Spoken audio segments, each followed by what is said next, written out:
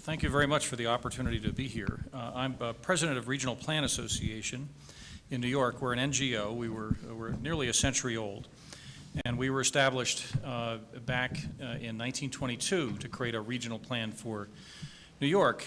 And at the time, New York was facing the same kind of explosive growth that we're seeing in Bogota and other Colombian cities and cities across Latin America and throughout the developing world.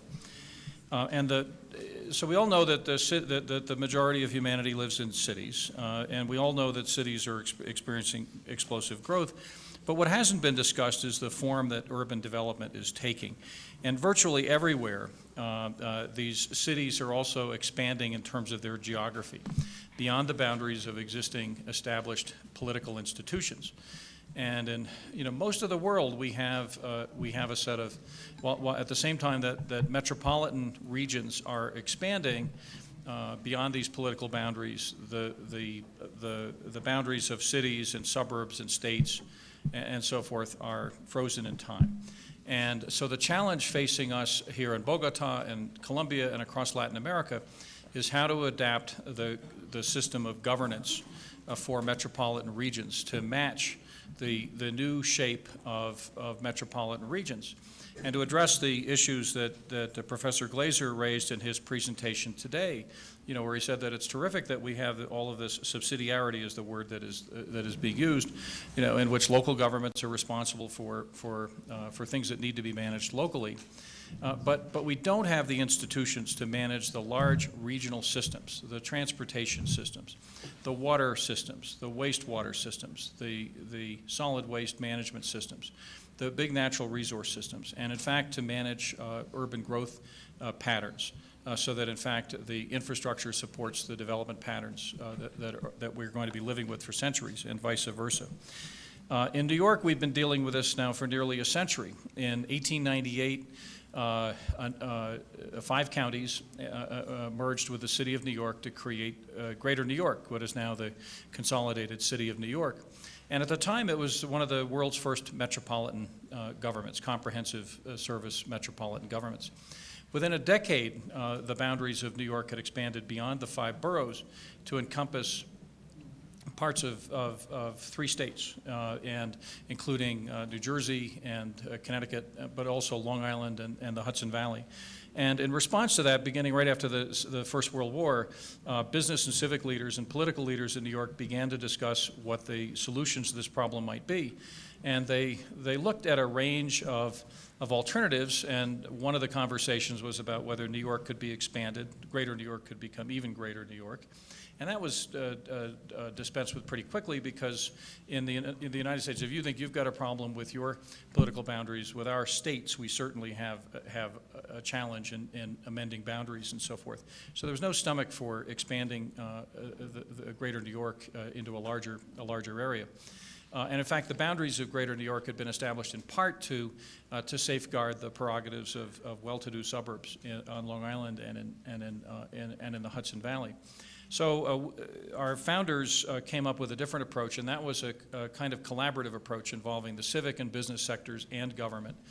We were created as an ad hoc organization in 1922 to develop a first regional plan, and then incorporated in 1929 as a permanent NGO to be an advocate for what have now been 3 comprehensive long-range region-wide plans. Let's see what we got here. This is the map of the region. We have 3 states, 31 counties, 900 municipalities, a total of more than 2,000 units of government when you include service districts and so forth. So it's quite a challenge coordinating the activities of all of these units of government. And we've done these 3 plans. The first one laid out the major infrastructure systems in the region at the time. It's interesting to look at the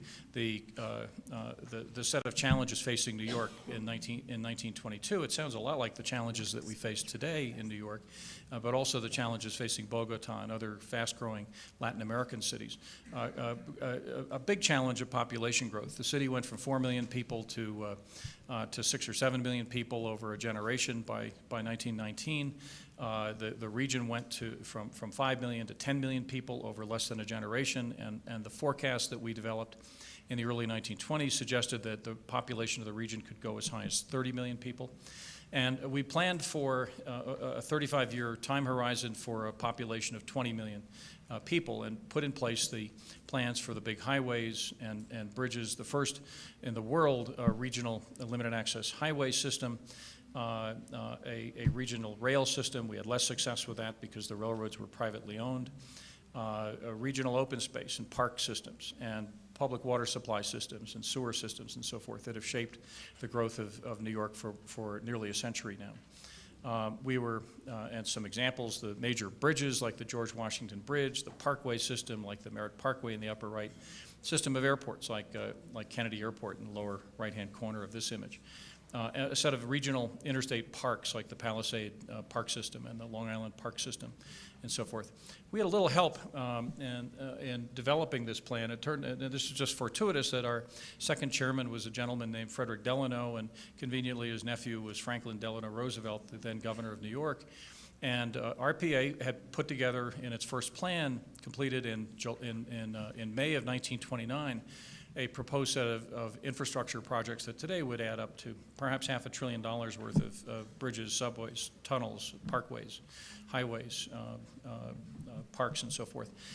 And Roosevelt decided to use public works as a way of putting New Yorkers back to work in the early days of the Great Depression. And then when he became president in 1933, he started a whole series of national public works projects modeled after the New York work. We had a gentleman named Robert Moses in the upper right-hand corner who built out large portions of our regional plan, and another master builder, Austin Tobin, at the Port Authority. And one of the big themes here is that RPA has been an advocate, even though we don't have a regional government. We do have a set of regional public authorities that manage the big road and highway and airport and park systems and water management systems. We tangled with Robert Moses later in his career, and this is one of the things that RPA does as an NGO that a government agency couldn't do. When Mr. Moses proposed a Brooklyn Battery bridge instead of the tunnel, RPA did this wonderful visualization. I think one of the first times that an environmental simulation was done.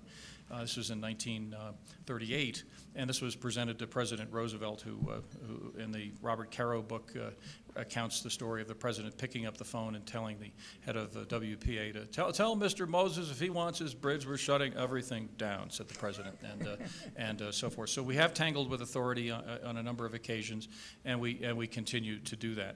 And as I mentioned before, a lot of the regional rail proposal that we put together in the first plan wasn't completed. We're still working on it. Things like the Second Avenue subway that Ed Glazer and I discussed over lunch. It's finally happening, Ed. You know, one more fact of life in your youth is now moving ahead. And one of the things about RPA is persistence. You know, that we stay with these issues. So Second Avenue subway that we proposed, I think in 1942 or 43, you know, we finally got it under construction in about 2003. So the big challenge, of course, in big metropolitan areas is creating these big infrastructure systems, the bridges and tunnels and highways and sewers, and then it's sustaining them and adding to them over time, which is a big part of what we do.